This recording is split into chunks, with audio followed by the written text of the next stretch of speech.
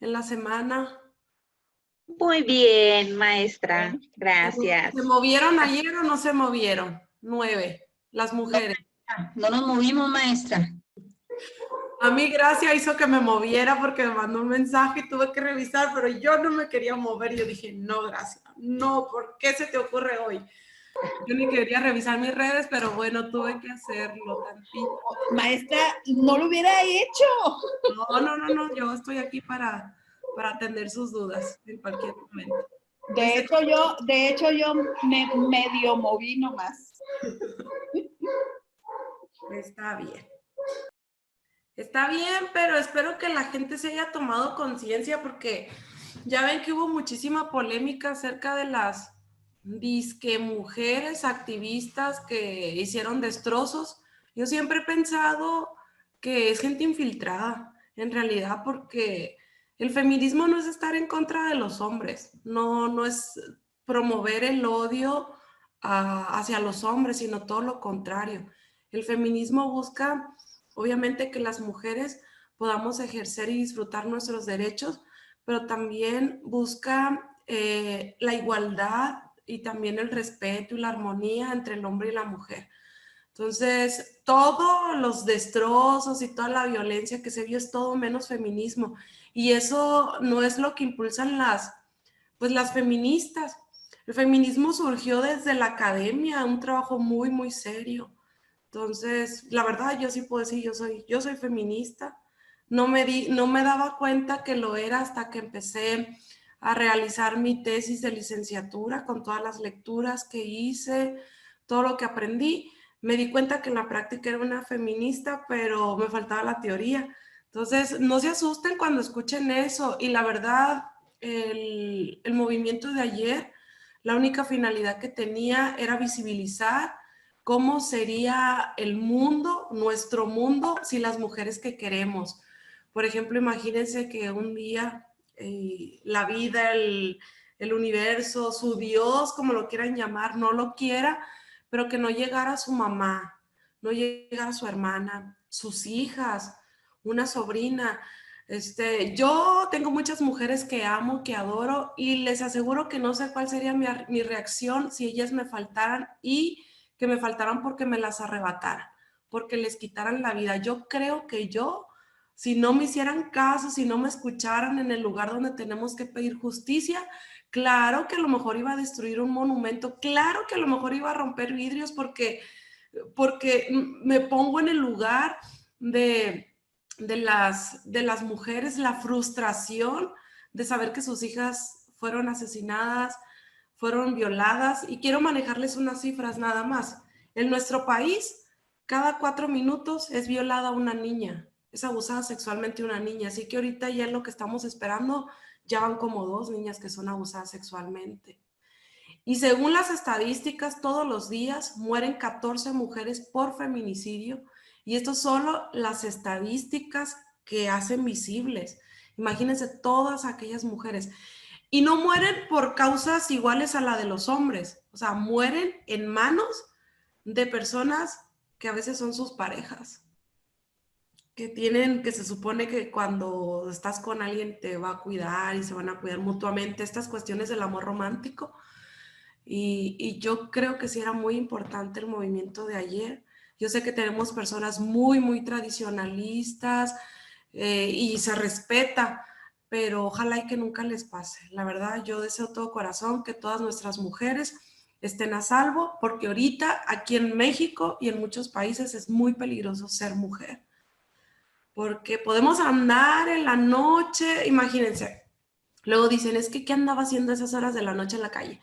Imagínense que hay una urgencia médica de una mujer que no tenga carro, que tenga que salir a las 3 de la madrugada a buscar un doctor o a llegar a donde tiene que ser atendida, y que en ese trayecto la abusen sexualmente o la golpeen. No es porque andaba de fiesta, o sea, podemos andar donde sea, andar vestidos como queramos, pero los hombres nos tienen que respetar. Y aquí quiero hacer un paréntesis, no todos los hombres son así. Muchas gracias por los hombres que están aquí, que son aliados de las mujeres, y para ser aliados podemos hacerlo de muchas maneras, desde el respeto, desde la empatía, ponernos en el lugar de la otra, en este caso de las mujeres, desde poder educar de una buena manera a nuestros hijos varones en relación también a las mujeres. Y yo creo que es un largo camino que nos falta por recorrer, falta mucho. Ahorita las mujeres gozamos de algunos derechos, como por ejemplo votar o el de estar aquí tomando educación, porque algunas mujeres se rebelaron, como hoy en día se están rebelando por la seguridad. O sea, por algunas revoltosas es que hoy podemos disfrutar de esos derechos. Entonces, yo les pediría que más que señalarlas, pero cada quien es libre de hacer lo que sea, señalarlas o no, pero sí ponerlos en su lugar, porque créanme que sí es muy, muy difícil, pero también les aseguro que quienes hicieron esos destrozos fueron infiltrados, porque las mujeres que buscan que se les haga justicia en relación a sus mujeres desaparecidas o muertas, no buscan hacer lo mismo, pues no buscan tampoco quitarle la vida a quien no, sino fue un movimiento para visibilizar que en las instancias donde tienen que estar siendo atendidas y resueltos los casos, no se les está poniendo atención. Bueno, y ese era el preámbulo, ya van 8 minutos, hoy vamos a tener nada más hasta las 7:30, tienen que exponer 2 equipos, el equipo que desarrolló la unidad 3 y la unidad 4. Yo quisiera saber si están aquí presentes. Marta, tú eres del 3, ¿verdad? Sí, sí están del 3 y el 4. ¿Quién es del 4? ¿Del 4 quiénes son? Marta, Lucinda, levanten la mano, María Arce, Okay, Cassandra. Son del equipo 4. Ajá. ¿Y del 3? Nosotros, maestra. Ok, gracias. Eva, sí, Eva, Carmen. Okay. Betty, ahí tenemos un problema, maestra. Le mandé un mensajito avisándole, sí. Betty sale de trabajar hasta las 5:30. Sí, ella también me mandó. No llegara, y Luis se reportó que se le ponchó su moto muy lejos de su casa. Ok. Es el único compañero hombre que tenemos en el equipo. ¿Y alguien pudiera desarrollar su parte? ¿No vienen preparados así? No. Bueno, pues cada quien va a desarrollar su parte. Entonces, de todas maneras, tenemos poquito tiempo. Vamos a tener hasta las 7:30, pero a mí al final me gustaría que habláramos sobre el trabajo final, que de cierta manera ya les dije de qué se trata, pero no quiero que queden dudas al respecto. Acuérdense que la exposición contaba el 30% de la calificación. A mí no me gustaría perjudicar a nadie. Por ejemplo, la vez pasada, una compañera tenía una situación específica de salud, creo que está embarazada y había riesgos ahí con su bebé. Obviamente esas cosas se entienden, pero no sé, tendríamos que estar resolviendo la manera como estos compañeros que por otras cuestiones no están aquí, tendríamos que ponerles calificación porque sí es importante que desarrollen el tema. Si bien es cierto, todas y todos ustedes ya tienen acceso a los documentos de todos los equipos en plataforma, los pueden estar revisando, viene la información completa, algunos están muy bien pues con la información que necesitamos conocer de cada uno de los temas y entenderlas, y a partir de eso pues para que pongan también sus aportes en el foro de discusión. Quiero decirles algo, en el foro yo no voy a poner calificaciones, pero estoy al pendiente de sus aportaciones y no les he hecho un comentario, no he terminado de leer todos, eso sí tengo que ser muy honesta. Esta semana me voy a dar a la tarea de leer los que me faltan, pero si no les he hecho ninguna sugerencia es porque yo lo que quería o lo que quiero justamente es su reflexión, es lo que a ustedes les haya quedado. Me queda muy claro que en el transcurso, si necesitan conocer más información del tema, iban a tener los trabajos desarrollados. Y bueno, entonces ahí está para que lo tengan los documentos como consulta.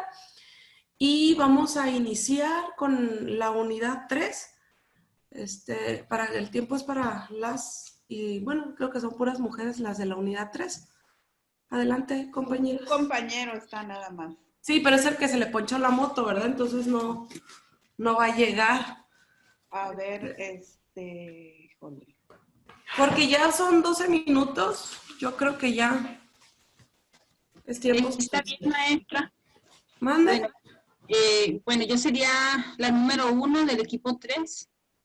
Ando un poco ronca, pero igual, a ver cómo me sale, maestra. Y algo que es importante y que conozcan todos los compañeros es que como son temas que no tienen una secuencia, no importa si nos brincamos ¿Qué llave?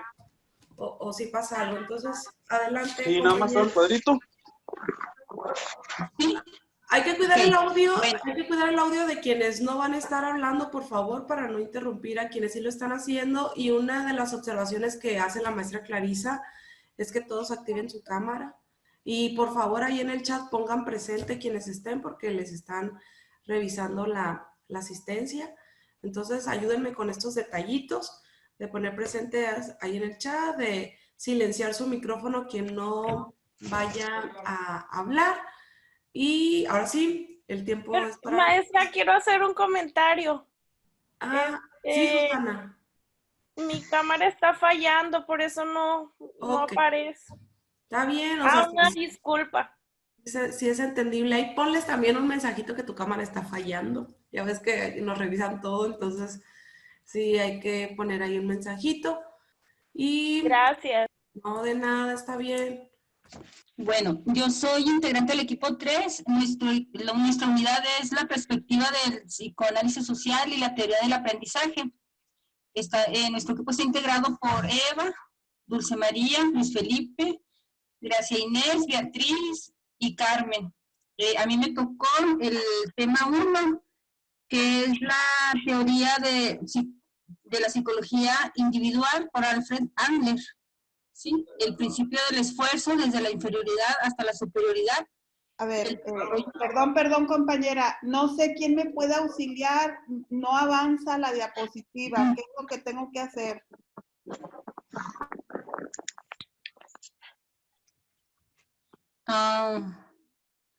A ver, ¿quién puede auxiliar a Inés? Sí, no me avanza la diapositiva. Es que mira, le tiene que dar ahí donde dice presentación con diapositivas, ahí encima. ¿En dónde? Arriba. Arriba. Sí, donde dice presentación con diapositivas, ahí tiene que darle. Póngale ahí. Sí, a ver. Sí, y después le tiene que dar ahí de reproducir desde el principio. ¿En dónde? Al principio, desde la primera, reproducir desde el principio. No, es la primera. No, arriba dice reproducir, la primera opción, no, la otra, reproducir. Enseguida, esa. Ok, entonces. Y ya, ahora sí, intente. Sí. Ok, entonces, les comentaba que el tema el mío es la teoría de la psicología individual por Alfred Adler, el principio del esfuerzo desde la inferioridad hacia la superioridad, desarrollo de la personalidad y la salud psicológica. Bueno, la psicología individual se llama así porque se centra en el individuo o en la individualidad de cada persona. Considera a cada ser humano como un ser social cuya personalidad se va transformando a partir de las interacciones, el ambiente social único en el que se ha visto desenvuelto desde la niñez. También nos comenta que los principios de esta teoría es el estilo de vida, que todas las conductas tienen un propósito. La meta única del ser humano es llegar a la perfección, pero cada individuo expresa esa lucha de diferentes maneras y desarrolla patrones únicos y características también, así como comportamientos y hábitos. A este patrón se le denomina estilo de vida. El estilo de vida comienza con un proceso compensatorio, producto del esfuerzo por eliminar o ocultar esas debilidades físicas, psicológicas que presenta todas las personas. También se centra en la seguridad del ser humano, en su conciencia, en sus esfuerzos sociales. Dice que esta teoría nos dice que todos los individuos nacemos con un sentimiento de inferioridad, causado desde el momento en que nacemos, porque nacemos como seres indefensos y que dependemos de otros. De este sentimiento nos motiva a superarnos, a complementarnos con otro sentimiento que se llama sentimiento de superioridad o de perfección. Bueno, pero sin embargo, no todos los seres humanos son capaces de compensar este sentimiento de inferioridad y es lo que se crean los complejos de inferioridad. Los complejos de inferioridad, pues, es la incapacidad para afrontar los problemas de la vida. Por otro lado, cuando estas compensaciones son excesivas, se crea un complejo de superioridad. Y hablemos un poquito del complejo de inferioridad.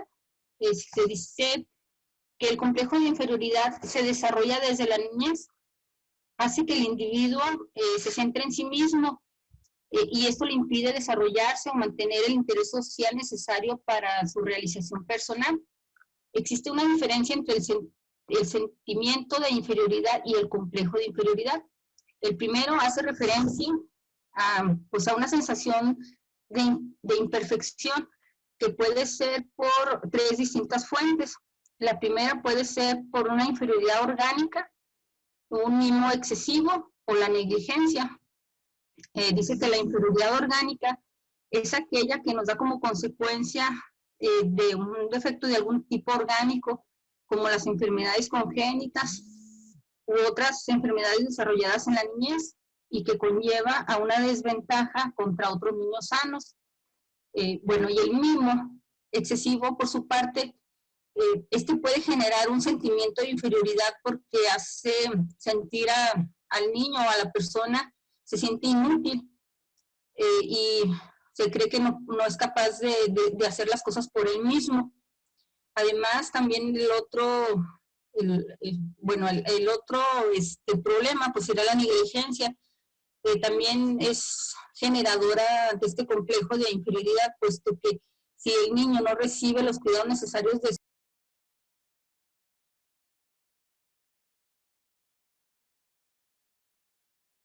Eva, se te silenció tu micrófono, no te escuchamos. Eva, no escuchará Eva. Bueno. Se crean débiles o esforzándose por destacar en alguna área. Eva, se te silenció en un momento el micrófono y ya no te escuchamos. Si puedes... Sí, bueno, lo retomo, maestro, es que me entró una llamada, estoy en el celular. Ok. Bueno, el negligente o la negligencia de los padres también puede causar este complejo de inferioridad, ya que si un niño no tiene los cuidados necesarios, pues en su vida va creciendo como que no es capaz de darle sentido a su propia vida. Todos estos casos pueden ser compensados por los individuos de ciertas maneras. Algunos desarrollan los órganos débiles, otros se esfuerzan por destacar en ciertas áreas en donde son buenos. También esta teoría nos dice que las personas que son neuróticas tienen un complejo de inferioridad alto, pero lo compensan con complejo de superioridad. Dice que la compensación y el complejo de inferioridad para algunos neuróticos que reprimen sus sentimientos lo compensan con complejo de superioridad. Estas personas se creen a sí mismas mejores que los demás, comportándose de maneras arrogantes, exagerando sus logros, los cuales pueden ser logros académicos, logros físicos, logros emocionales, y pueden sentirse como muy egocéntricos. Además, Adler sugiere que la xenofobia puede ser el producto de un complejo de inferioridad. Bueno, y la xenofobia nos dice que es todo odio, toda repugnancia, hostilidad hacia lo que es extranjero. También nos dice que es un miedo a lo desconocido, al rechazo, a lo diferente. Bueno, y todos aquellos a que los llamamos inferiores. Por ejemplo, yo buscaba algunos casos de xenofobia y encontramos los judíos cuando fueron exterminados por los nazis. Los nazis tenían un complejo de superioridad, pero según aquí la teoría de Adler, pudiera haber sido un complejo de inferioridad. Y también la población negra cuando es esclavizada por los blancos, en ese complejo de superioridad, al ser xenofóbico, puede manifestarse en un complejo de inferioridad. dice que determina nuestra personalidad, ciertos patrones de nuestros estilos de vida y el orden de nacimiento. Y Adler agrupó 3 categorías de los principales problemas que se pueden presentar en nuestra vida. Entre ellos, pues, está el problema que implica nuestras conductas hacia los demás. El segundo es el problema, nuestros problemas ocupacionales, y los terceros son los problemas amorosos.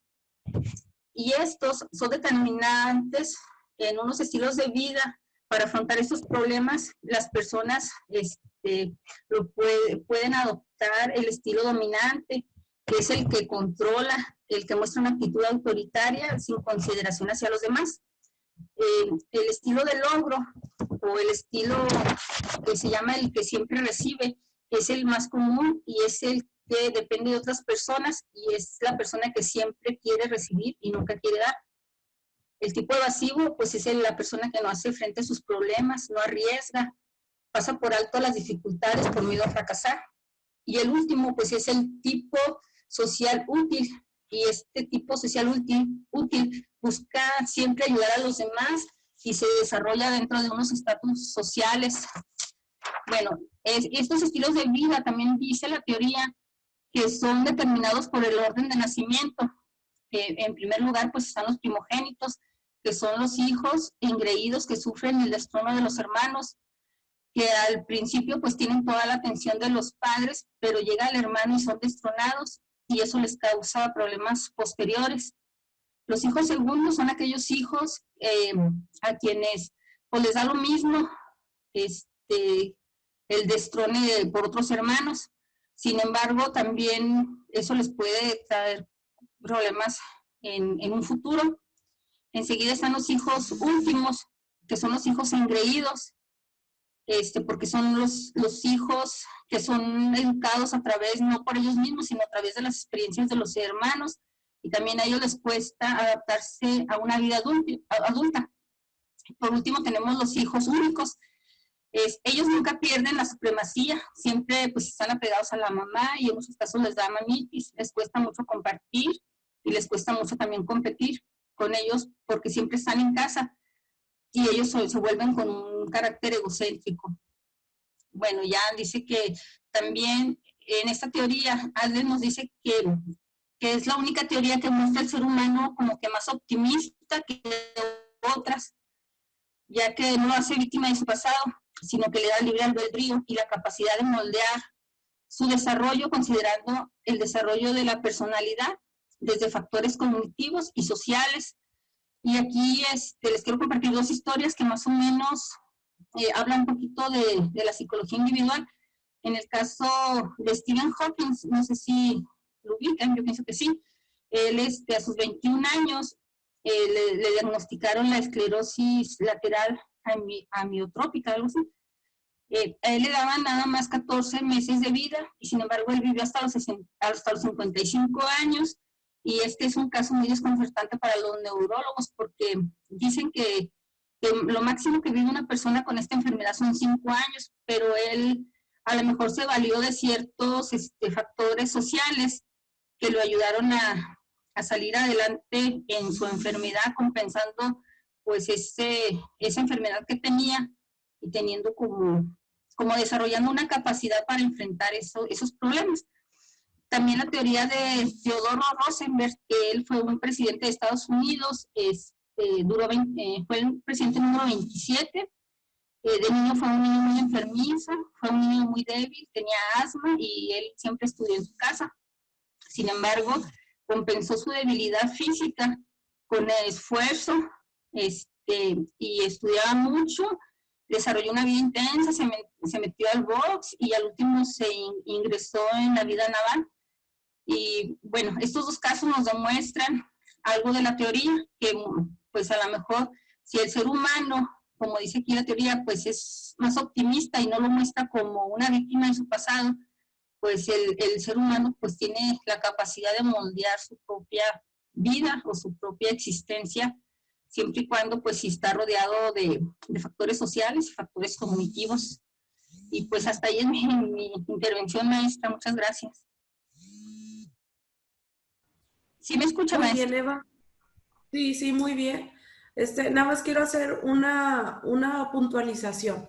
A ver, dígame, No maestra. sé si han observado a lo largo de todas las exposiciones, igual. No, es como para todo el equipo, muy completa tu participación, me gustó la información que compartiste con nosotros.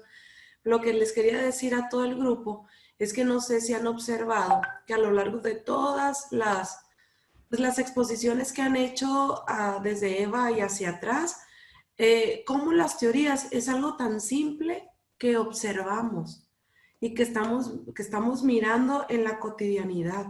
Pero alguien, así en este caso como Adler, se puso a escribir, pero pasa todo eso que se observa en nuestro entorno, lo pasa por el método científico y ya lo hace una teoría que puede ser comprobable y que de hecho pues tuvo que ser comprobada y por eso pone Eva estos dos ejemplos, porque así es como se sustenta la teoría, pero son cosas que todos vemos.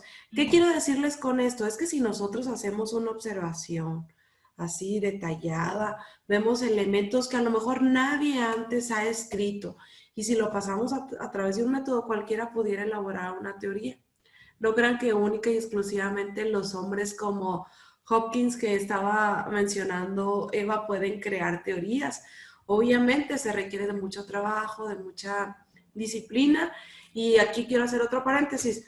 Si no han visto la película sobre la vida de él, búsquenla, está en Netflix, la verdad que no me acuerdo cómo se llama, pero está buenísima y pueden aprender mucho acerca de la vida de este hombre, del ejemplo que nos compartía Eva. Muy bien, Eva, no sé si algún compañero, no, todavía faltan dos compañeros, ¿no? Dos compañeras más del equipo. Vamos a darles el tiempo para ellas y al final ya hacemos una retroalimentación. Gracias, maestra.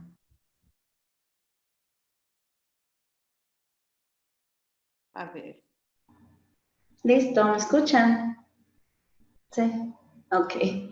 Bueno, mi nombre es Dulce García y me tocó el tema 4.2. Compañera, no sé si le puedo dar a las diapositivas de abajo, por favor.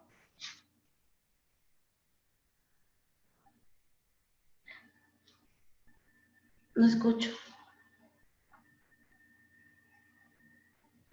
Bueno, nos dice que Erickson en 1950 pues fue un psicoanalista estadounidense donde propone la teoría de las edades del hombre que marca las bases de la psicología. ¿Puede la siguiente? Desarrollo psicosocial de Erickson. Esta teoría tiene como objetivo el estudio de la evolución del ser humano en las diferentes etapas de la vida. No solo se trata de ver cómo madura física y emocionalmente con las reacciones que este hecho provoca en sus actitudes y sus acciones, también cómo se adapta al proceso de cambio constante que es la vida, es decir, los cambios que se producen en el mundo y que resultan incontrolables. También nos habla Erickson sobre donde nos explica muy claramente que debemos aprender que existe un balance, ciertamente debemos aprender más sobre la confianza, pero también necesitamos aprender algo sobre la desconfianza, de manera que nos convirtamos en adultos. Aquí nos explica las ocho etapas de la vida en la que pasamos los seres humanos. Me aparecen 7, pero pues aquí tengo la última, que es la última etapa. Me hubiera gustado pues hablar de cada una de las etapas, pero por el tiempo limitado que tenemos, pues me gustaría compartirles 2. Por ejemplo, se me hace interesante la etapa número 3, la 3, que dice que es de los 3 a los 5 años o de 4 a 6, como viene aquí en la tabla. Dice que el niño, cuando somos niños, la iniciativa se suma a la autonomía para lograr un objetivo planificado y mostrándose activo en su cohesión. Su desarrollo físico e intelectual es rápido, se muestra muy curioso y también aumenta su interés por relacionarse con otros niños, poniendo a prueba sus habilidades y capacidades. Aquí, como nos marca en la tabla, pues tenemos lo que es la iniciativa, pero también tenemos la crisis, que es de culpa, y esta es cuando, por ejemplo, los padres reaccionan negativamente a las demandas de información y ayuda de los niños. Es probable que les genere la sensación de culpabilidad a los niños, pues en esta etapa. Otra también que me llamó la atención, todas me llaman la atención, pero me gusta también la última etapa, donde habla que es de los 60 años hasta la muerte. Dice que en esta etapa el ego es la garantía de la integridad acumulada de su capacidad de orden y sentido. Y la crisis que se manifiesta en esta etapa es la desesperación. La desesperación significa el miedo a la propia muerte, así como a la pérdida de amigos y de seres queridos. También nos dice Erickson que los niños sanos tienen integridad suficiente como para no temerle a la muerte, como un adulto, como en esa etapa, cuando se llegue pues un momento. Eso me pareció pues algo muy, muy interesante. Perdónenme, pero estoy muy nerviosa. Dulce, tranquila, no estés nerviosa, vas bien, pero aquí sí es importante resaltar algo.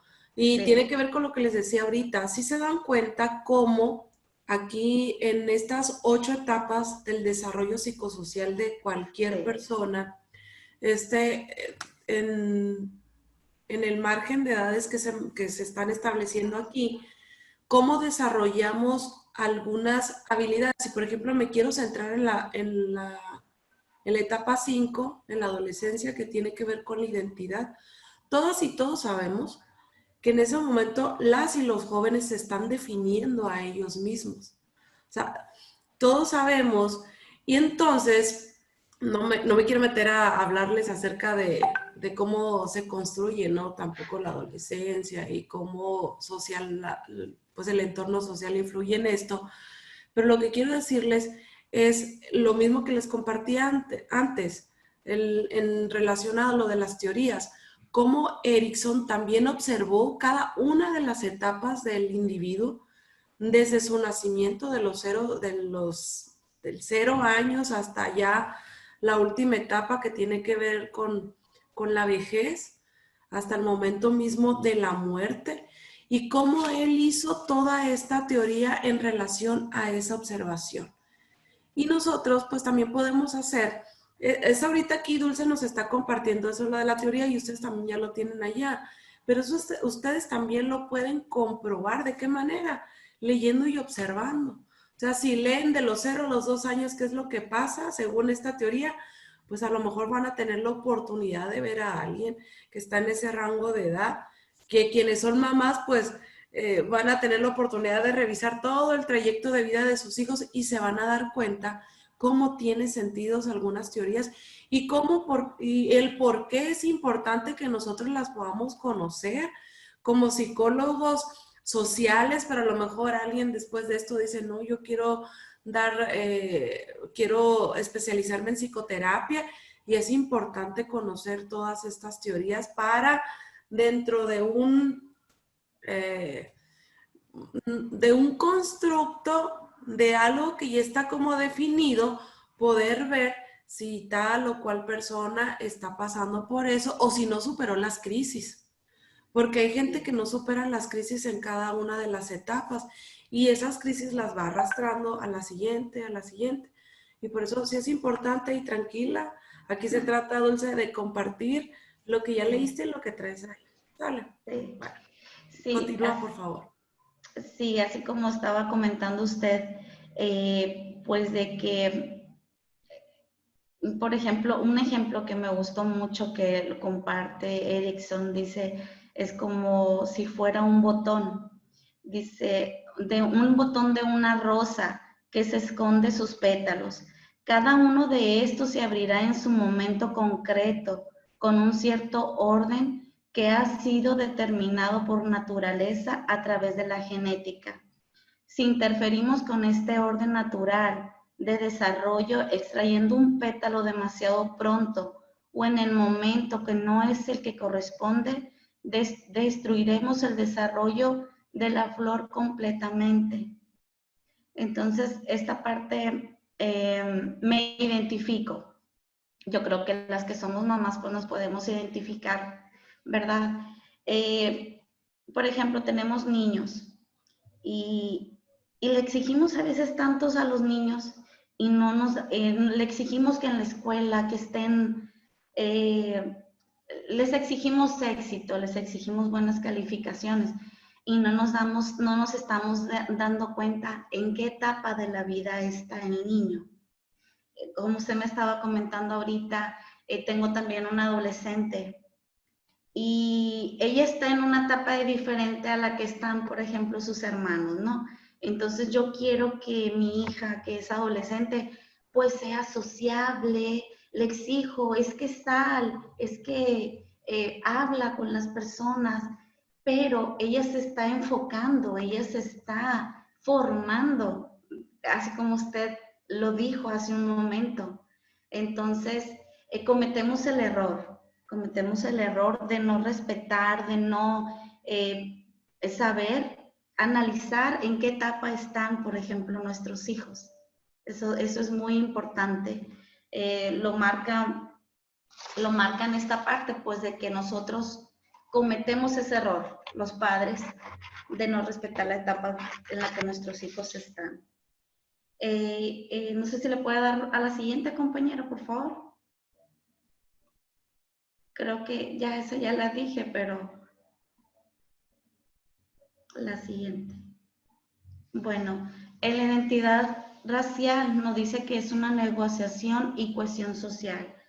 Es un término reciente que se usa para designar a los individuos cuya identidad racial o expresión racial difiere de aquella de su nacimiento.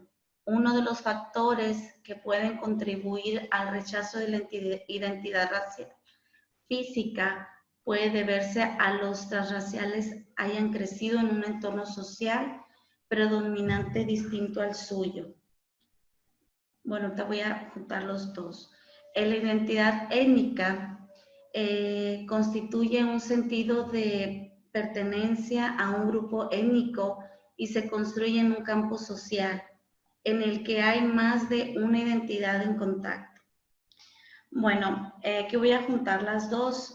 Hay un ejemplo que leí, pues dice que, por ejemplo, la identidad racial étnica, por decir, en los latinos, se dice que un 60% de los latinos dice que su hispanidad es parte de su origen racial.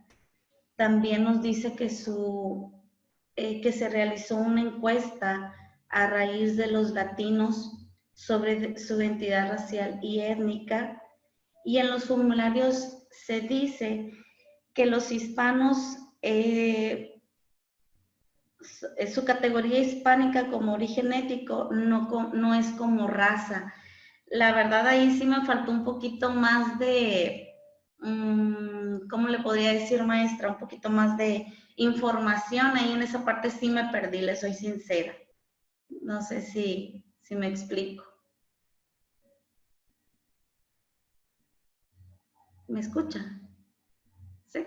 Sí, adelante, Dulce. Todavía falta creo que Gracia todavía falta por exponer de tu equipo. Sí. Y ya estamos sobre tiempo con el equipo de ustedes. Ok.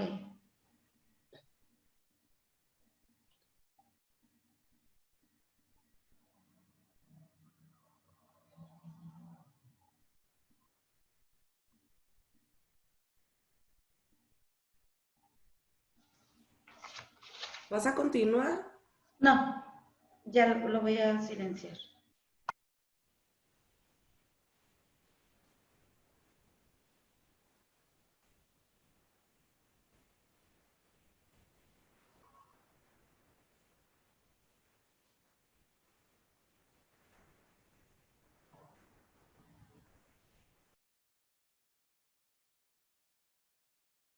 Gracias.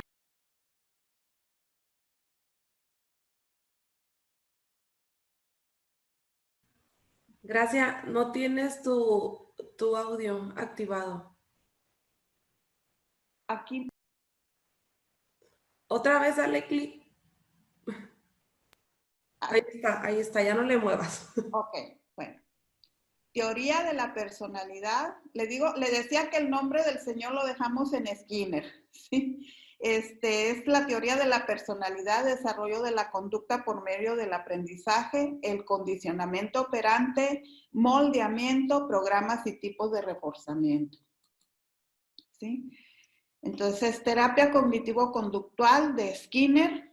Skinner fue un psicólogo, filósofo e investigador que nació en Pensilvania, Estados Unidos, ¿sí?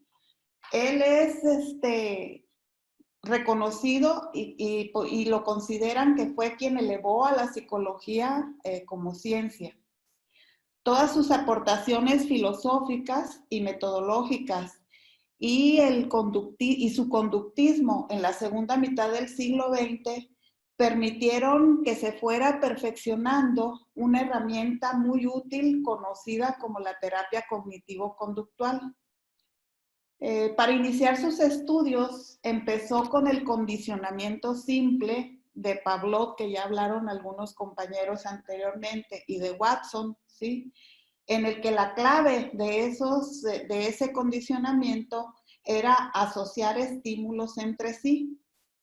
Skinner lo admitía, ¿sí? Que podía servir en ciertos casos, pero su teoría, o sea, ya en la teoría de él se fijó en la manera que quedan asociadas las acciones que se realizan y las consecuencias de esas acciones, ¿sí?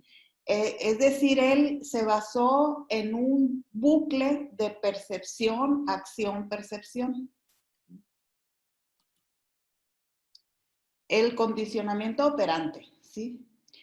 Partiendo Skinner del condicionamiento simple, se dio cuenta que la manera en la que quedan asociadas las acciones que se realizan y en las consecuencias de estas acciones, es decir, lo que nos ocurre a causa de algo que hemos hecho, es en sí el estímulo del cual tomamos nota, y esta asociación entre lo que hacemos y lo que notamos, que es en sí las consecuencias de nuestras acciones, son el fundamento del condicionamiento operante.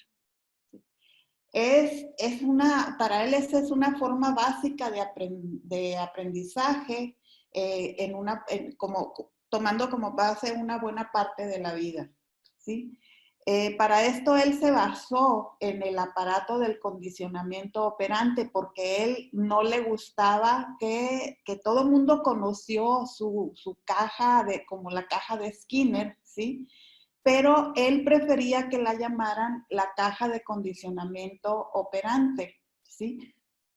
En esta caja que, como dato así, a mí pues el conocerla me llamó mucho la atención, ¿no? Que era una especie de jaula en donde tenía una rata, ¿sí? La caja contaba con una palanca, en donde al mover la palanca había comida, ¿sí? Y entonces cada vez que la rata por casualidad o deliberadamente movía la palanca, pues tenía comida y tenía comida, ¿sí? Y entonces era repetir y repetir el hecho, un poco basado por eso en el condicionamiento simple de Pavlov, ¿no?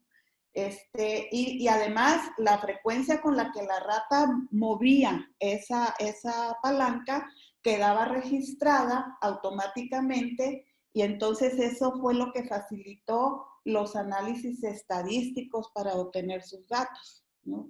Pero entonces con caja de condicionamiento operante, la tasa de respuesta se convirtió en el principal dato de los experimentos de este condicionamiento. Y el aparato y el empleo de su tasa de respuesta fueron los principales pasos para el análisis experimental de la conducta. Pero en su aparato también estudió la extinción, ¿sí? Cuando la palanca ya no proporcionaba el alimento, la respuesta del animal disminuía, ¿sí? Pero lo iba haciendo de forma ordenada. Y esto lo llevó a concluir que la conducta podía predecirse y controlarse con precisión. Utilizando el método experimental, que por cierto fue algo, puedo decir criticado, o sea, en eso señalado, ¿sí? Skinner concluye que la aparición de un estímulo se desencadena una respuesta de la persona. Y entonces, utilizando reforzadores positivos o negativos, la conducta operante puede potenciarse o inhibirse, ¿sí? Y por lo tanto, tanto el comportamiento humano como el comportamiento animal se pueden condicionar o modificar con una serie de estímulos que pueden considerarse satisfactorios o no satisfactorios. Es decir, que hay muchas probabilidades de repetir una conducta que es reforzada positivamente, al igual que una conducta se puede también reforzar negativamente. Entonces, él hizo dos tipos de reforzadores, los positivos, ¿sí? Primarios, que son las conductas que por sí mismas generan satisfacción. Por ejemplo, el comer si tienes hambre, ¿sí? Y también también los reforzadores secundarios, ¿sí? Que se dan mediante el aprendizaje y son externos completamente a la persona. Con estos podemos encontrar los que son reforzadores materiales como el dinero, ¿sí? O los reforzadores sociales como el reconocimiento. Y nos vamos a los reforzadores negativos que buscan aumentar la tasa de respuesta mediante la eliminación de aquellas consecuencias que se consideren negativas. Por ejemplo, hay un chico que estudia para cierto examen y le va muy bien, ¿sí? Entonces, los papás le quitan alguna tarea doméstica o alguna tarea que le resulte desagradable, ¿sí? Algo que no quiera, ¿no? Y entonces, con todo esto podemos ver que a diferencia, en este reforzamiento negativo, a diferencia del positivo, en este caso se elimina la aparición de un estímulo negativo, pero para aumentar determinada conducta positiva.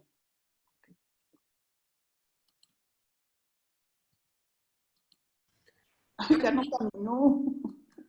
Lo que cambia la diapositiva, aquí un inter, hay que tomar nota, sobre todo quienes tienen hijos pequeños, hijos jóvenes. O sea, sí es válido utilizar los reforzamientos positivos para alentar a que ellos tengan, no sé, rendimiento bueno, por ejemplo, en la escuela o la forma de comportarse.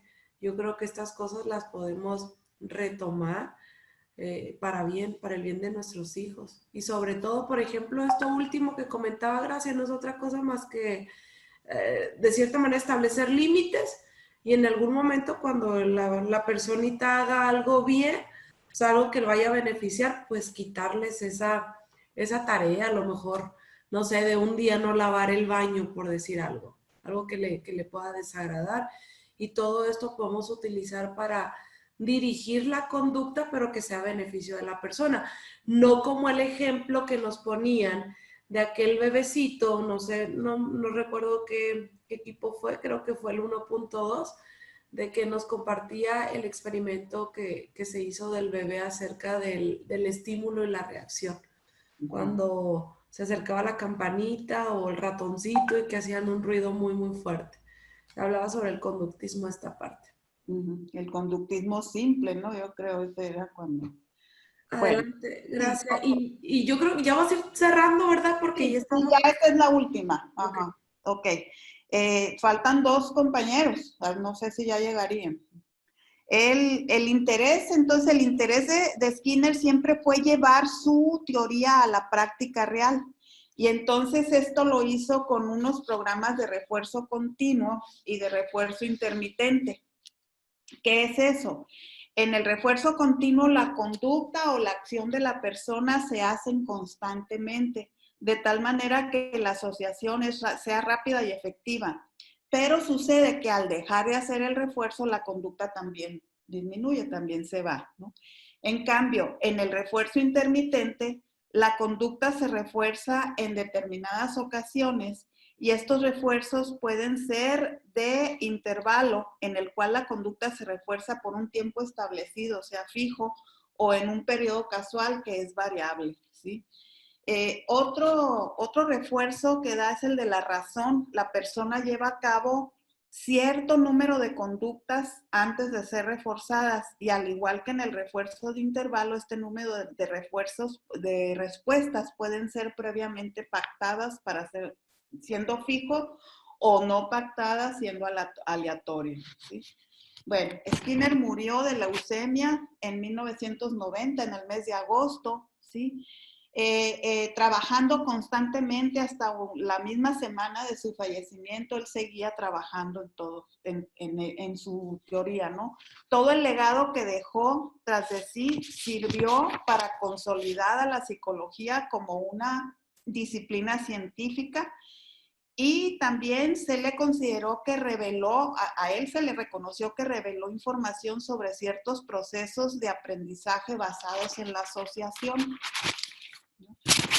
La importancia de su legado ha sobrevivido al propio conductismo de su época y este ha pasado a influir muy fuerte en la psicología cognitiva y la aparición de las terapias cognitivo-conductuales, ¿sí?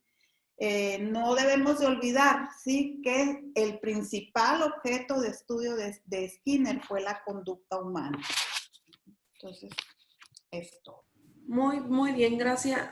No sé si llegaron los otros compañeros. No sé si llegaría ya Betty. Si no, Carmen. Aquí estoy, ya llegué. ¿Aquí está Betty? A ver, Sí. nada Ok. más, Betty, Sí, vas a ser muy puntual. Te voy a dar oportunidad que expongas porque vamos a terminar a las 7:30 y ya el otro equipo pues viene con sus 25 minutos y no nos va a... Sí, maestra. Sí, maestra, está muy bien. Sin ejemplos hay que omitirlos. Muy bien, maestra. Bueno, yo voy a exponer lo que es la teoría del aprendizaje social de Albert Bandura. Él fue un psicólogo y pedagogo que nació en 1925 en Alberta, Canadá. En el año de 1977, Albert Bandura propuso la teoría del aprendizaje social, en el cual expone que la observación, la imitación y el modelaje juegan un papel primordial en el proceso de aprendizaje. Explica cómo las personas pueden aprender cosas nuevas y desarrollar nuevas conductas mediante la observación de otros individuos. Esto es, la teoría de Bandura combina elementos de las teorías conductuales o conductistas que sugieren que todos los comportamientos son aprendidos a través del condicionamiento. Perdón, es que venía la carrera. Él está de acuerdo con la teoría del condicionamiento clásico de Pavlov y también del condicionamiento operante de Skinner, solo que él agrega dos ideas importantes, que son los procesos de mediación, en los que se producen los estímulos y respuestas, y la conducta, dice él, que es aprendida desde el medio ambiente a través del proceso de aprendizaje por observación. La que sigue, por favor. Muy bien. En esta diapositiva vamos a ver lo que es el aprendizaje vicario. Bandura indica que la mayor parte de la conducta humana se aprende por observación. Esto es, mediante el modelado. Una persona aprende observando las consecuencias del comportamiento de otra persona. A eso se les llaman modelos. Por ejemplo, sin ejemplo, ¿verdad? Ok.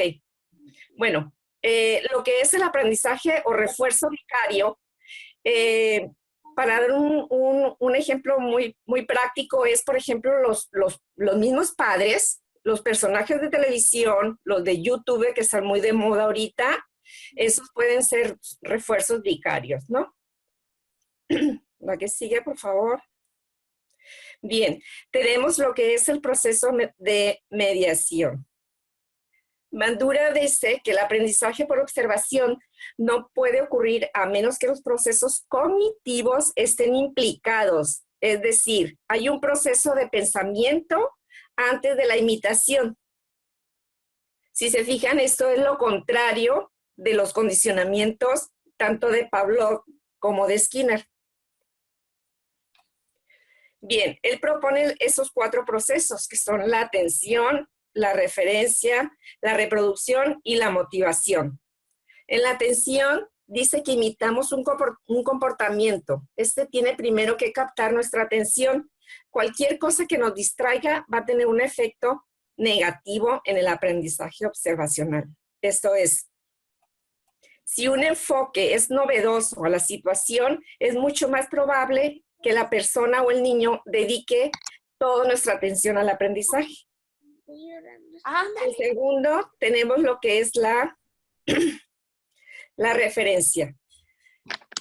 Esa sería la capacidad que tiene tanto el niño como la persona que está en el aprendizaje observacional de extraer información del modelo. Porque acuérdense que le llamamos modelo a todo el reforzamiento vicario, ¿no?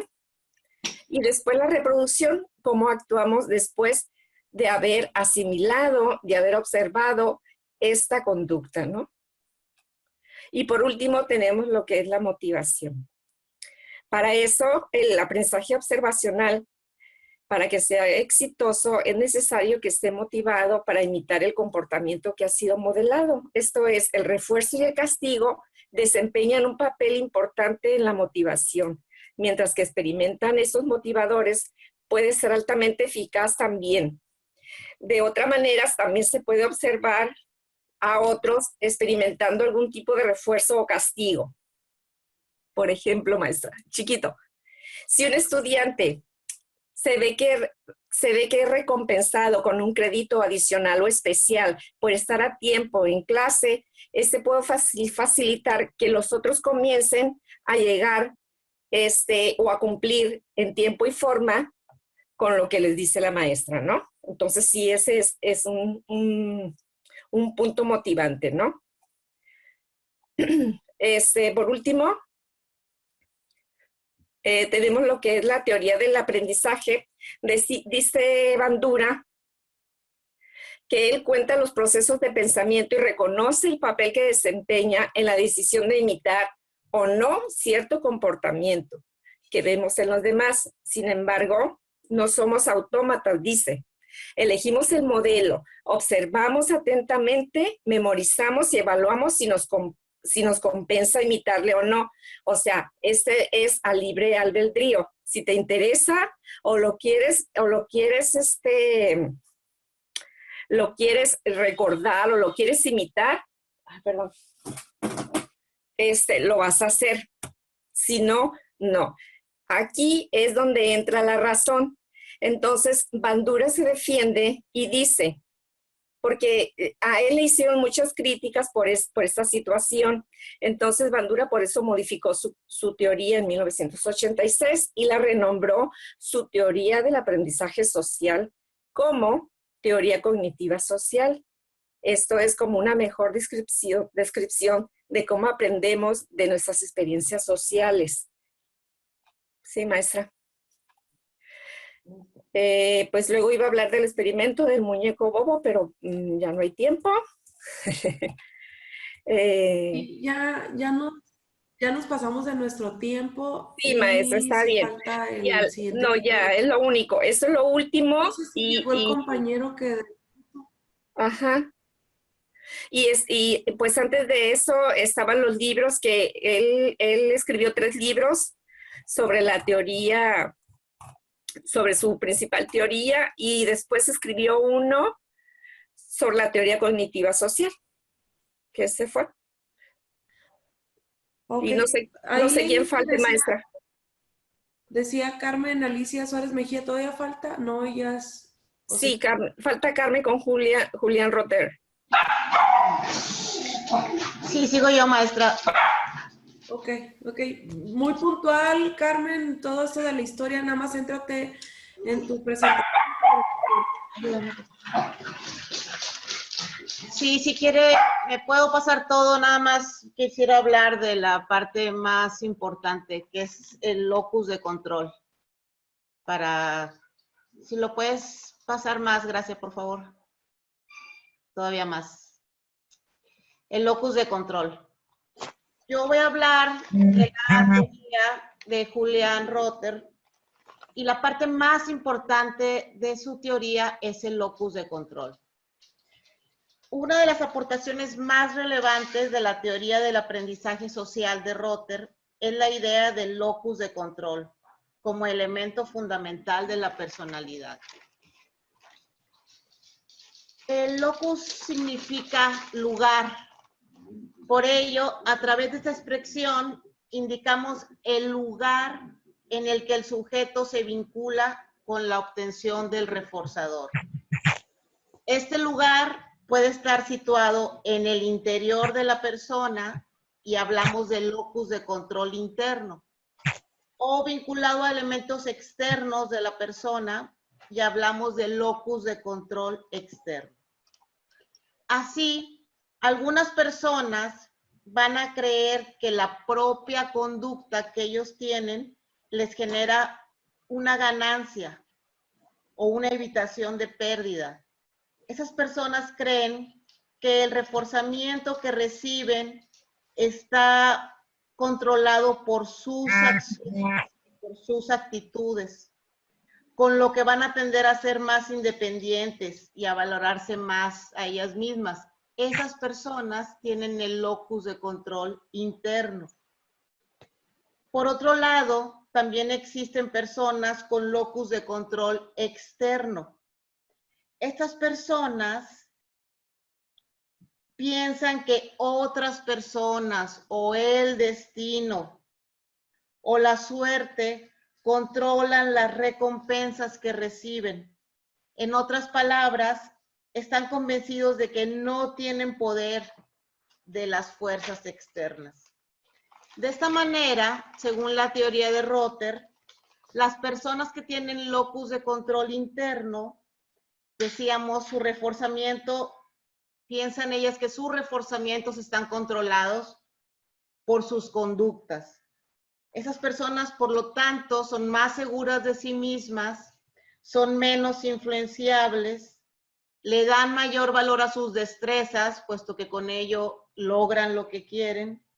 Según esta teoría, esas personas tienen menos ansiedad, tienen mayor autoestima, son más responsables porque sus conductas, lo que hagan o no hagan, va a repercutir en qué tanto son reforzadas. Y tienen mejor salud mental y física, según la teoría de Rotter. Y las personas que tienen el locus de control externo, esas personas piensan que el destino o la suerte, pues esas personas, todo eso controla las recompensas que reciben, no son sus propias actitudes. Esas personas sienten que ellos no tienen poder sobre las fuerzas externas. Tienen mayor ansiedad, tienen menor autoestima, Carmen, menos responsables y tienen menor salud mental y física. Carmen, yo creo que ahí la vamos a dejar ya contigo. De todas maneras, la información está ahí. El equipo 4 ya está desesperado por entrar. Si nos extendimos un poquito, no contemplé yo las extensiones del equipo y sí me interesa mucho que también el otro equipo aborde su presentación. Hasta aquí estaríamos dejándolo de ustedes e inmediatamente, por favor, dejar de compartir pantalla y que el equipo 4, sin más, pues realice su exposición. A ver, ya dejé de compartir pantalla. Sí, ya. Ok. Gracias.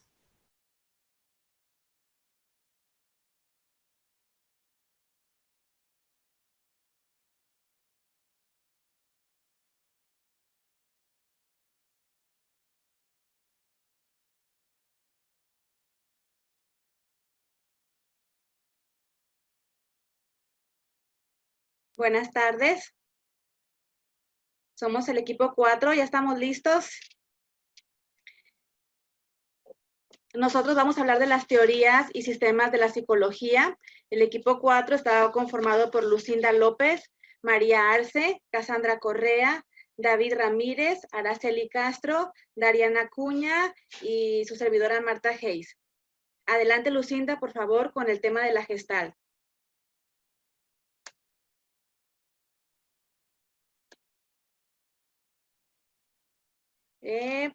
¿Cómo le hago aquí para avanzar? Estoy como... Con la flecha. Con la flecha ya le di. La flecha de abajo, la de abajo. Sí, sí, la de abajo. Entonces dale enter.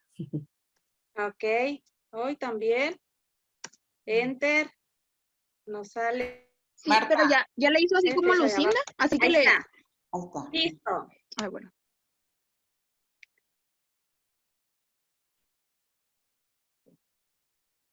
Lucinda. Lucinda. Si no está Lucinda, que pase en la siguiente. No. Sí, ahí está. Lucinda. A ver, avanzo yo. Ok.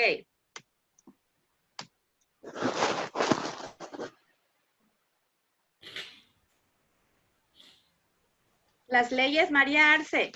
Sí, buenas tardes. Bueno, miren, las leyes de Gestalt, la ley de Prägnanz o de pregnancia,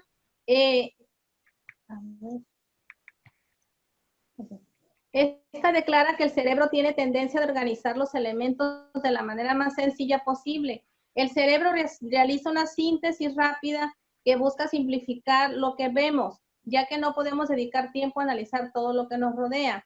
Hay un ejemplo, son unos aros, son 5 aros que se observan. Vemos los 5 aros, pero no nos detenemos en observar el entrelazado que hay entre ellos. Otro ejemplo, por ejemplo, tenemos una imagen de un automóvil con sus características, otra imagen de 4 automóviles, es como un cartel, 2 carteles. En el primer cartel, una imagen de un automóvil con sus características, el otro cartel con 4 automóviles con sus características. El cartel de un automóvil tiene mayor nivel de pregnancia, porque el otro que tiene 4 imágenes de, de 4 automóviles. La ley de figura de fondo describe cómo se percibe más una figura que su mismo fondo. Parte de la base de que el cerebro no percibe un objeto como figura o como fondo a la vez. El ejemplo que ahí observamos a la viejita, una ancianita, y también es una mujer joven. Eso es lo que nos da la ley de figura de fondo, que no podemos observar, o es una imagen o es la figura de fondo o el objeto a la vez. Ley de proximidad. En esta ley, los elementos que se hallan más cerca entre sí representan un solo bloque. Según nuestra percepción, por ejemplo, ahí, un ejemplo, ahí están los archiveros, están muchos expedientes. Observamos el bloque en general de los expedientes que hay ahí como un todo, como un grupo, como un solo bloque, pero no nos detenemos en la imagen de uno por uno. O igual también en una imagen de muchos libros, observamos todo un bloque de libros, muchos libros, un cerro, pero no cada uno de libro por libro. La ley de la similitud. Nuestra mente agrupa los objetos similares, la semejanza depende de algunos factores como el tamaño, color y forma. El ejemplo que ahí observamos de donde dice USA, se formó USA con puntitos, pero observamos directamente que lo que dice USA. El otro ejemplo es cuando, por ejemplo, cuando se forman figuras de personas, con personas, letras, dibujos, con muchas personas. Dejaron de compartir pantalla. La otra es ley de destino común.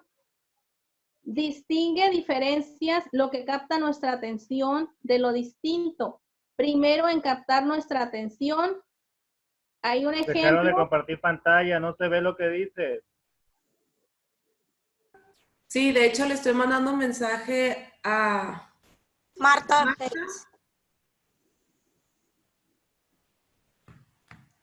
¿Fui yo nada más? ¿Me desconectó o me desconecté o fuimos todos? ¿Qué pasó? Fuiste tú, Marta, dejaste compartir pantalla. Dios santo. La exposición, pero no estamos viendo las diapositivas. Pero si gustas continuar, María, en lo que sí, puedes.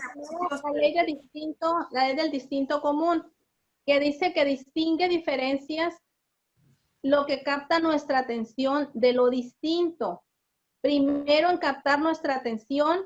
En ejemplo, Marta. Bueno, sí, adelante, María.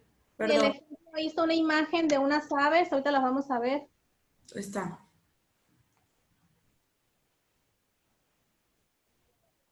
Ahí casi no se ve una imagen de unas aves. Ahí pues captamos primeramente, son varias aves, pero de diferente forma, diferente color. Entonces ahí captamos lo más fuerte. Pero también si vemos lo más fuerte, también vemos la otra imagen de otro color. Esto es lo que nos da la ley del destino común, que distingue las diferencias de lo que capta nuestra atención de lo distinto. La ley del cierre, tenemos una tendencia a cerrar aquellos contornos que no están completamente cerrados. El ejemplo, cuando vemos una línea curva casi cerrada, pero con una apertura, sin embargo, el cerebro lo asume como una circunferencia. Aquí está una imagen ahí de un triángulo con unos círculos que no están cerrados, pero se muestra el triángulo y nosotros mismos lo cerramos. Percibimos imágenes incompletas o discontinuas y nuestra mente las completa. Al ver objetos incompletos, nuestro cerebro tenderá a cerrarlos. Les mencionaba el ejemplo ahí del triángulo. La ley de continuación, el cerebro prefiere hacer caso omiso a aquellos cambios bruscos en las imágenes que observamos. Un ejemplo es cuando vemos un cartel con un texto tapado por una farola, pero logramos entenderlo así, no aparezca dicho fragmento. Los objetos mantienen un patrón a una dirección y tienden a agruparse entre sí. Tendemos a agrupar los elementos continuos o que tienen un patrón, aunque estén interrumpidos. Esta es la ley de buena continuación. Y como pues estas leyes estudian las formas de cómo nos relacionamos con los lenguajes visuales. Es en general la conclusión. Es más que nada puras leyes de las imágenes visuales. Sí, eso es lo que corresponde. Sí, recuerden que ya habíamos visto un poco de la Gestalt, que yo creo que son las diapositivas que nos brincamos y ahorita A ver, maestra, ya estoy lista, perdón, soy Lucinda López. Ya estoy lista, yo era la que iba a empezar.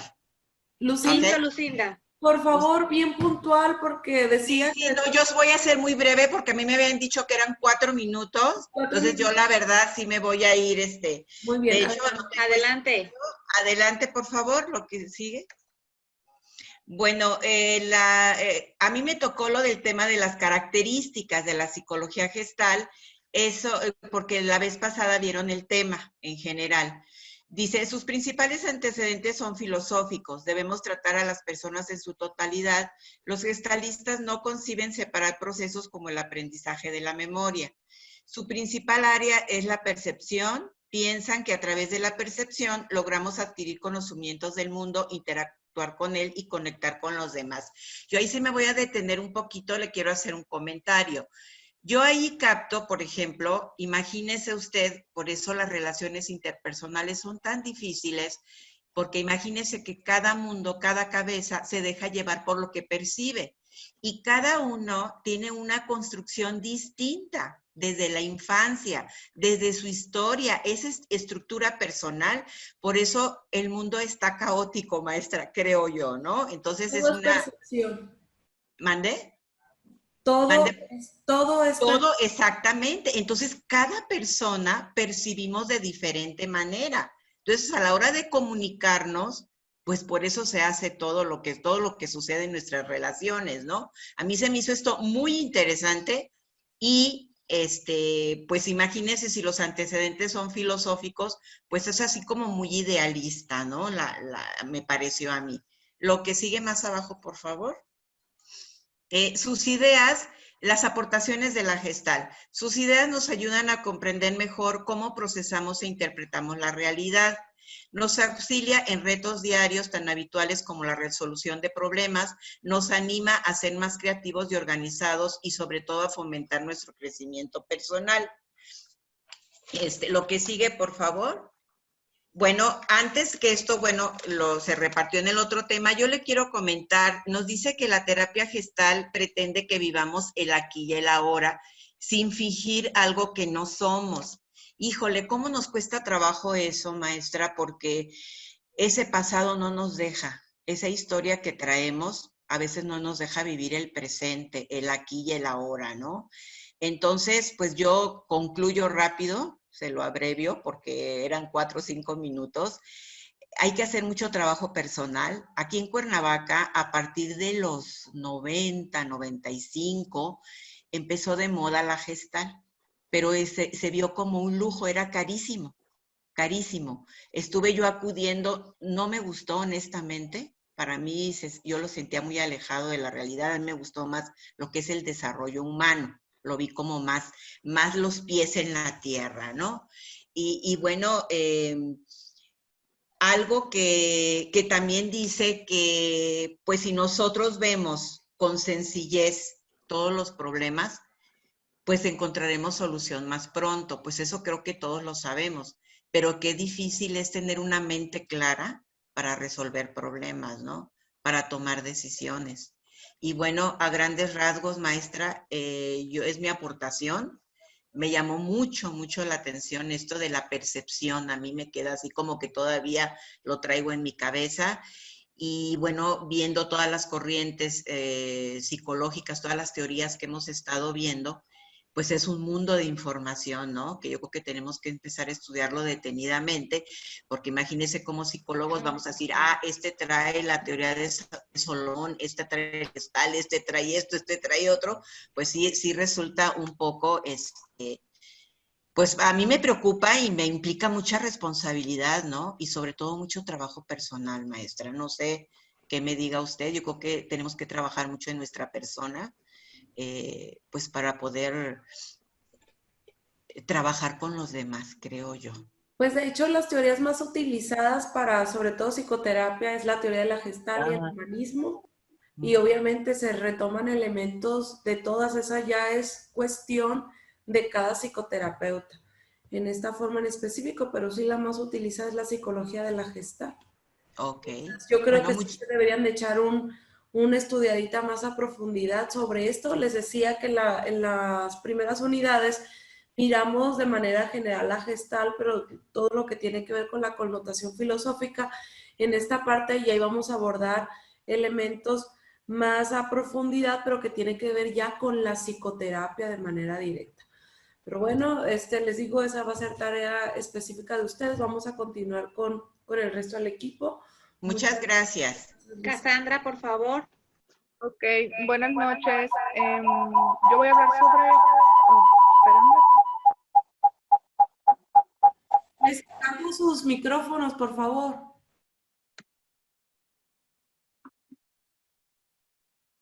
Ahí está. Yo voy a hablar sobre la teoría de Solomon Asch. El psicólogo Solomon Asch estudió el fenómeno de la conformidad, que viene siendo la tendencia del individuo a modificar su razonamiento respecto a lo que diga la mayoría en un grupo determinado y en una situación experimental. Más allá del famoso experimento que realizó Solomon Asch, que viene siendo el experimento original de un grupo compuesto por estudiantes y varios colaboradores de investigadores que se hace pasar por sujetos del experimento. La tarea consiste en que el investigador presenta una hoja en la que hay impresas 3 barras horizontales de diferentes tamaños, y cada sujeto debe decir en voz alta cuál de las barras es la más alta. Los colaboradores están preparados para responder la forma correcta en los primeros ensayos, pero a medida que progresa la situación, empiezan a equivocarse y a indicar una barra que claramente no es la más alta. El sujeto que no sabe lo que está ocurriendo comienza respondiendo correctamente, tal como él empieza. Pero a medida que los demás insisten en indicar la barra equivocada, sus respuestas comienzan a ser iguales que la de los demás. Entonces, así es como se concluye que el fenómeno de la conformidad sí es observable en situaciones en las que el estímulo sobre el que hay que emitir un juicio es objetivo. Al entrevistar a los sujetos que habían pasado por el experimento, explicaron que a pesar de saber con certeza cuál era la respuesta correcta, se adelantaron a decir la misma que los demás, dado que las expectativas que tenían no daban la respuesta correcta para no ridiculizarse de alguna manera. Incluso afirmaron que la respuesta equivocada era realmente la correcta. El psicólogo Solomon Asch, no satisfecho con este resultado, llevó a cabo experimentos parecidos con muy mínimas modificaciones para romper con la conformidad en las respuestas. Bajo el mismo paradigma, indujo una serie de variaciones que mostraron un resultado muy interesante. En una de las condiciones, introdujo dentro del equipo a un aliado. Aparte del sujeto que no sabe nada, se introduce otro sujeto o un investigador que debe dar las respuestas correctas. Independientemente de los demás, se observa que cuando el sujeto que ve no es el único que empieza a pensar diferente, sino que éste da una opinión distinta, ya que se siente apoyado porque hay otro más que también está dando su opinión distinta. Al momento que sale el sujeto que da su opinión distinta y se queda solo el que tenía su opinión distinta, este empieza a modificar sus respuestas, dando su respuesta igual que la mayoría. Entonces, en lo que aquí se concluye es que más allá de este gran famoso experimento, en el ámbito del desarrollo personal, se dice que padecemos el síndrome de Solomon Asch cuando tomamos decisiones o adaptamos comportamientos para evitar sobresalir, destacar o brillar en un grupo social determinado. También cuando nos arruinamos para no salir de lo habitual, por lo que se transita, que siempre quieres pertenecer a la mayoría para que no te traten diferente. Con esto concluyo yo. Muy rápido, que continúe mi siguiente compañera. Araceli Castro. Sí, buenas tardes. Adelante. En este momento, pues hablaré sobre la formación de impresiones. ¿Sí me escuchan? Sí. Ok. Por formación de impresiones se entiende el proceso mediante el cual se infieren características psicológicas de la conducta, así como de otros atributos de la persona observada, y se organizan estas inferencias en una impresión coherente. Solomon Asch destaca que la impresión se forma en varias etapas. Asch tiene una visión global de que la combinación de diferentes características vale más que cada rasgo individual. Solomon Asch fue el primero que trabajó sobre la formación de la impresión, de la formación de las impresiones. Esto fue en el año de 1946. Este fue el primer autor que desarrolló un enfoque que explica cómo las personas se forman un juicio de los demás de acuerdo a la primera impresión que se tiene de ellas. El objetivo de los individuos es que esta impresión sea coherente, la cual se expresa como el juicio realizado hacia las personas por primera vez. Solomon Asch hizo muchos experimentos para la comprobación de esta teoría. En uno de los experimentos, junto a diversos participantes, a los cuales les expuso 7 rasgos de personalidad diferente, haciendo énfasis solo en uno de ellos. En este caso fue cálido y frío. Luego hizo que los participantes dijeran su opinión al respecto en base a las características mencionadas. Cálido lo tomaron como un rasgo positivo, mientras que frío como negativo. A esto se le llama efecto de la centralidad porque solo se enfocaron en el rasgo más fuerte.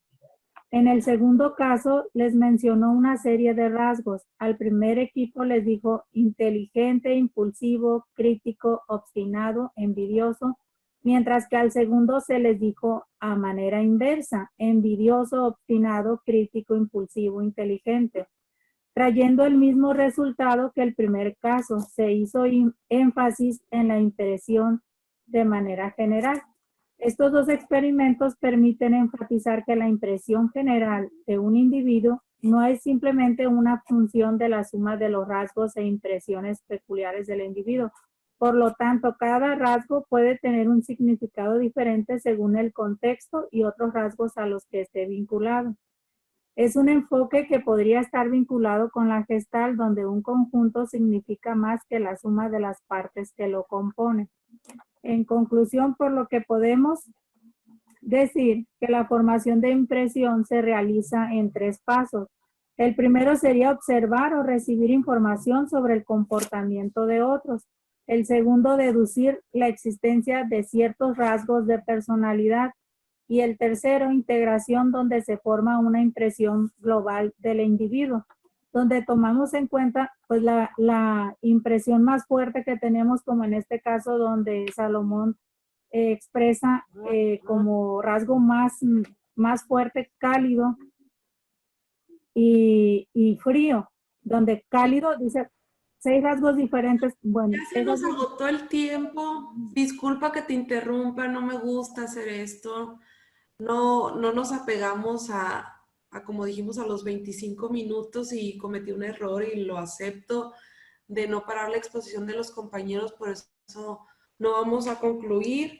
Ustedes tienen una clase, justamente ya son las 7:30, yo estoy adelantada con 7 minutos y ya estamos en tiempo. Creo que todavía falta Marta, que era la que estaba como apresurándome un poquito y con toda razón para su exposición. Yo también falté. Faltábamos David, Faltamos Daniela y yo, maestra. O sea, faltamos 3 del equipo. Sí, faltan. Y traíamos los 3 minutos, pero pues ya no hay tiempo. Maestra, me va a disculpar, pero tenemos otra clase y considero que fue, como le comenté, fue falta de organización de los equipos, no estar acorde al tiempo y forma, porque mire la hora, y ya no nos diga usted lo importante que nos de hecho, la verdad, nosotros nos preparamos para hacer 3 minutos 40 segundos, pero ya no alcanzamos. Sí, pues, pero no se preocupe, Dariana y Marta, y no sé quién es el que falta. David, David Ramírez. Voy a contemplar esto porque eso también es un error mío, no haber detenido al equipo anterior que lo hicieron muy bien, lo hicieron muy bien, pero sí nos pasamos con el tiempo. Yo aquí les estaría dejando las recomendaciones que les voy a hacer para el trabajo final, va a ser en el grupo de WhatsApp y voy a estar muy al pendiente de ustedes. No se preocupen, para quienes no alcanzaron a exponer, no va a haber repercusión, que les digo, asumo la parte que me corresponde, pero yo creo que tendríamos que cerrar ya la sesión para que ustedes puedan entrar a su próxima clase. Sale, un gustazo, ya no me voy a alcanzar para despedirme, están aquí, ojalá que me toquen de nuevo. Que estén Gracias, bien. maestra. Hasta luego, maestra, gracias. Gracias. Gracias, maestra, mucho gusto. Igualmente, cuídense mucho y estudien y respeten los 25 minutos.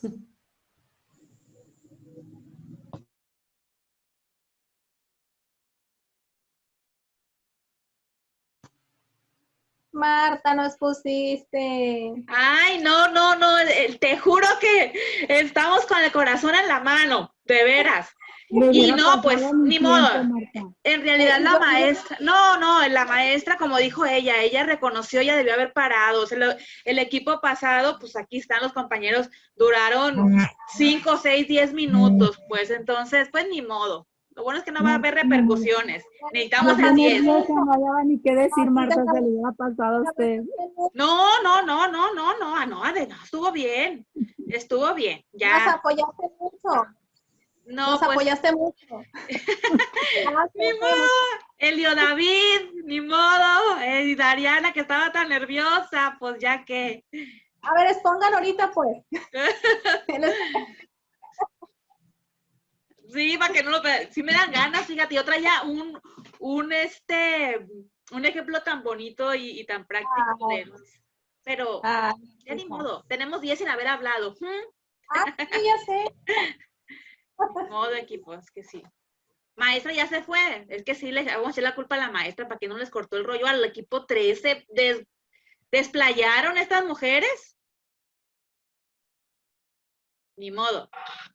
Hasta eso que lo hicieron muy bien, en mi respeto. Pero no, sí, pero fíjate que la misma atención, cuando menos de nosotros. Yo no estaba ni poniendo ni atención porque estaba viendo el tiempo. Me estaban diciendo los muchachos, oye Marta, hiciste que traíamos una exposición igual que ellas, larga, y la tuvimos que, Dios, 4 minutos, imagínate todo lo que recortamos. Entonces trabajamos mucho en eso, pero bueno, ni modo, ya. Ya hizo la maestra, como si hubieras experta ya. Sí, así es.